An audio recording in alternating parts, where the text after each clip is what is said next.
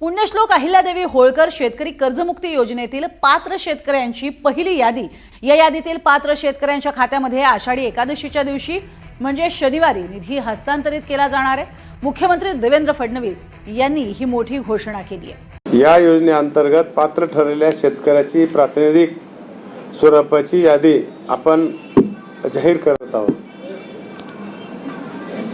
माननीय मुख्यमंत्री महोदय देवेंद्रजी फडणवीस साहेब,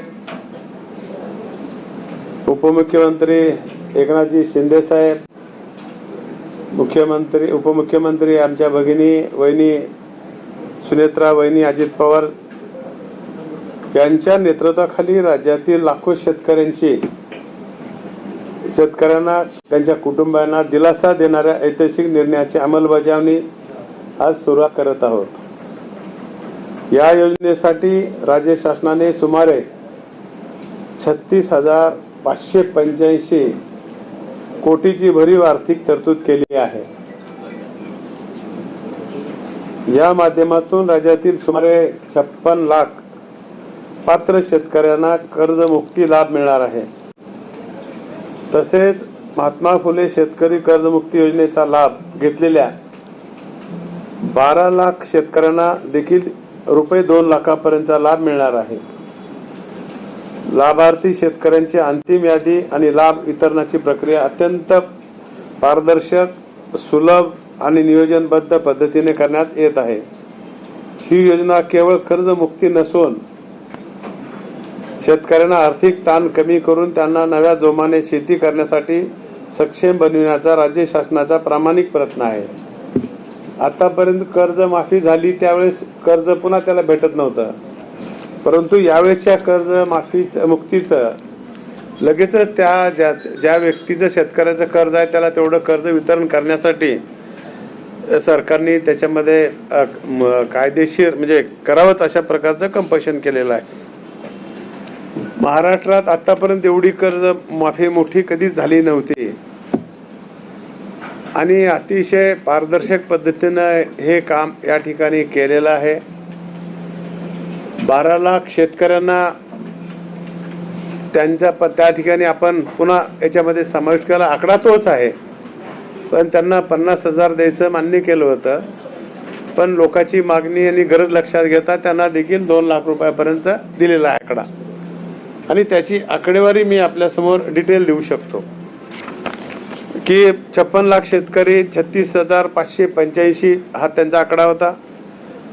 त्याच्यामध्ये काही लोकांच्या मागण्या आणि आम्हाला त्याच्यात काही गरज वाटली प्रशासनाला।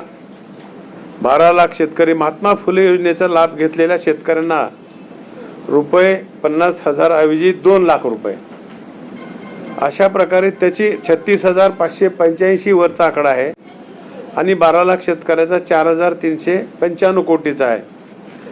एकूण आपले शेतकरी सभासदाची संख्या 56 लाखाचा आहे आणि अमाऊंट आहे 40,980 कोटी रुपये।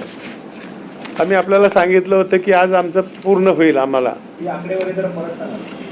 अजून परत सांगू, हा 56 लाख शेतकरी सुरुवातीला आपण सांगितलेले 36,585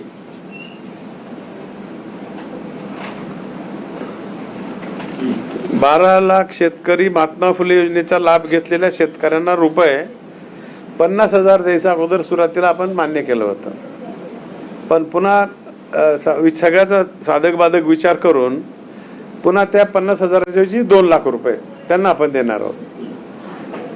त्याची अमाऊंट खाली झालेली 4,395 कोटी, हा 4,395 कोटी, वरचे झाले 36,585, दोन्हीची बेरीज मिळून झाली 40,980 कोटी।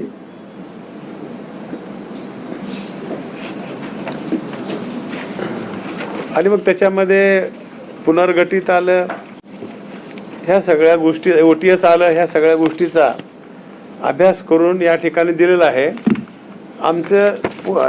आम्हाला अपेक्षा होती की इन्कम टॅक्सची यादी आमच्याकडे प्राप्त नाही, हे केंद्र सरकारकडे आहे, म्हणून आपल्याला 3ची वेळ दिली होती। त्याच्याबद्दल मी आता आपली दिलगिरी व्यक्त केली आहे। पण तरी पण आज ठरल्याप्रमाणे आपण काढायचं म्हणून आमच्याकडे जे काही उपलब्ध यादी होती, जे इन्कम टॅक्स मध्ये बसत नाही, अशा लोकांची आम्ही यादी केली आहे. मग अमरावतीमध्ये DCC बँक 58, अमाऊंट आहे 38,37,119. हा, 38,37,119. मी तुम्हाला जी कॉपी देतो सगळ्या, चालेल ना? जिल्ह्याची नावं सांगतो. लातूर DCC बँक 133 आणि अमाऊंट तुम्हाला सगळी मी यादी देतो. फक्त NPC नाव सांगतो. Nagpur DCC bank 16, Pune DCC bank 85, Satara DCC bank 38 आणि ठाणे DCC बँक 182. अशी एकूण सभासदाची संख्या 553 आणि अमाऊंट हे 2,99,37,540. हे आता कन्फर्म झालेले आहेत. बाकीचं काम अपलोड हुलालेवरी टॅली याद्या ह्या व्हायला वेळ लागते. आता ते काम आमचं कंटिन्यू चालू आहे. आणि याच्यामध्ये मी विशेष करून मुख्यमंत्री देवेंद्र भाऊ फडणवीस आणि उपमुख्यमंत्री एकनाथजी शिंदे साहेब आणि श्रीमती वहिनी साहेब आणि आमच्या खात्याचे प्रधान सचिव सन्माननीय दराडे साहेब, सहकार आयुक्त तावरे साहेब आणि त्यांच्या सहकार खात्याच्या सर्व अधिकाऱ्यांनी अतिशय समर्पित भावनेनं हे काम केलेलं आहे आणि चांगल्या प्रकारचा या ठिकाणी न्याय देण्याचं काम केलेलं आहे. विशेष करून मी आणि शेतकऱ्याच्या वतीनं मुख्यमंत्री महोदय आणि प्रशासनाचा आभार मानतो की आपण याही परिस्थितीमध्ये आमच्या शेतकऱ्याला दिलासा दिलेला आहे. त्याबद्दल सरकारचेही आभार मानतो. आपणही पत्रकार मित्रांनी आम्हाला वेळोवेळी सहकार्य केलंय, मार्गदर्शन केलंय आणि बाकीचं काम आमचं सांगतील. ही आमची टेक्निकल मंडळी आहे. काही तुमचा संशय असेल तर विचारा. ते लोक आणि आम्ही दोघांनी मी सांगू तुम्हाला. सर, प्रामुख्याने 30 जून आधी तारीख दिली होती कर्जमाफी. त्याच्यानंतर सभागृहात कृषी मंत्र्यांनी जाहीर केली की 5 जुलैला प्रत्यक्ष खात्यात पैसे जमा होतील. हो, आज झाले 22 तारीख. आता तुम्ही जाहीर केली फक्त 553 शेतकऱ्यांची यादी आणि एकूण शेतकरी आहे 553 आणि एकूण शेतकरी आहे जवळपास 56 लाख. तर किती वेळात म्हणजे प्रत्यक्ष शेतकऱ्यांना कधी पैसे मिळणार एवढे? फार काही वेळ लागणार. तर काम चालू आहे, अपलोड हुलाले त्या याद्या. आमच्याकडून अडचण नाही. इन्कम टॅक्सची यादी आमच्याकडे प्राप्त झाली नसल्यामुळं 5 जुलैची तारीख कशी जाहीर केली होती? त्यावेळेस काम पूर्ण होईल वाटलं होतं. त्याच्यानंतर ही आकडेमध्ये वाढले आपले. या 50,000 ज्यांच्या ऐवजी 2 लाख आपण केले. आपण हे सगळे याद्या टॅली करायला सगळ्या गोष्टीला थोडासा वेळ लागला.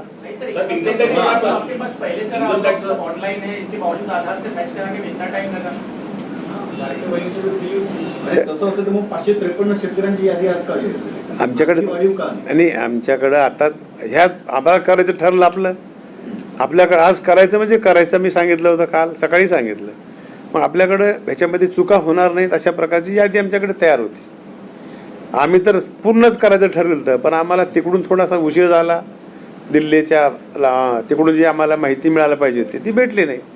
त्याच्या आणि आता कंटिन्यू चालू आहे. आधी असं सांगू शकतो की उद्यापर्यंत पैकी होऊ शकतं. हे एक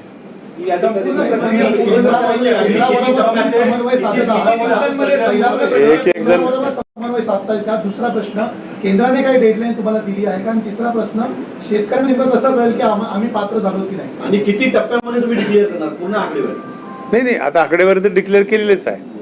दुसरा मुद्दा काय होता तुमचा? केंद्रासोबत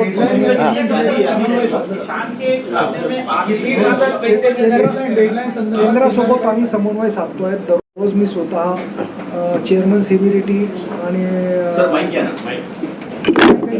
माझा आवाज केंद्रासोबत आमचा दररोज डेली समन्वय आहे.